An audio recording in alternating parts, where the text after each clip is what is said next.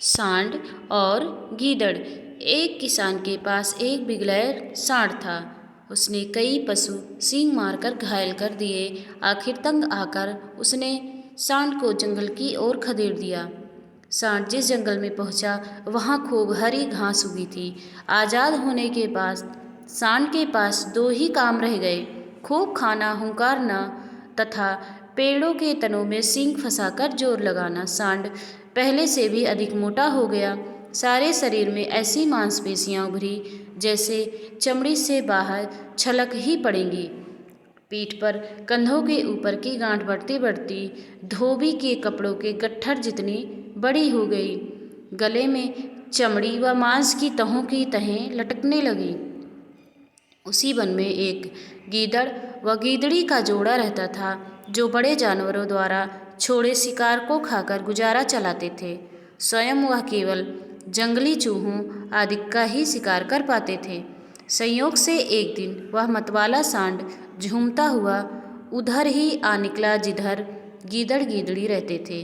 गीदड़ी ने उस सांड को देखा तो उसकी आंखें फटी की फटी रह गईं। उसने आवाज़ देकर गीदड़ को बाहर बुलाया और बोली, देखो तो इसकी मांसपेशियाँ, इसका मांस खाने में कितना स्वादिष्ट होगा। आह, भगवान ने हमें क्या स्वादिष्ट तोहफा भेजा है। गीदड़ ने गीदड़ी को समझाया, सपने देखना छोड़ो, उसका मांस कितना भी चर्बीला और स्वादिष्ट है, हमें क्या लेना। गीदड़ी भड़क उठी, तुम तो भोंदू हो, देखते नहीं उसकी पीठ पर जो चर्बी की गांठ है वह किसी भी समय गिर जाएगी। हमें उठाना भर होगा और इसके गले में जो मांस की तहें नीचे लटक रही हैं वे किसी भी समय टूट कर नीचे गिर सकती हैं। बस हमें उसके पीछे पीछे चलना होगा। गीदड़ बोला, भाग्यवान, यह लालच छोड़ो। गीदड़ी की जिद करने लगी, तुम हाथ में आया मौका अपनी कायरता से गंवाना चाहते हो। तुम्हें मेरे साथ चलना होगा, मैं अकेली कितना खा पाऊंगी। गीदड़ी की हट के सामने गीदड़ की कुछ भी ना चली। दोनों ने सांड के पीछे पीछे चलना शुरू किया। सांड के पीछे चलते चलते उन्हें कई दिन हो गए, पर सांड के शरीर से कुछ नहीं गिरा। गीदड़ ने बार बार गीदड़ी को समझाने की कोशिश की, गीदड़ी घर चलते हैं, एक दो चूहे मारकर पेट की आग बुझाते हैं।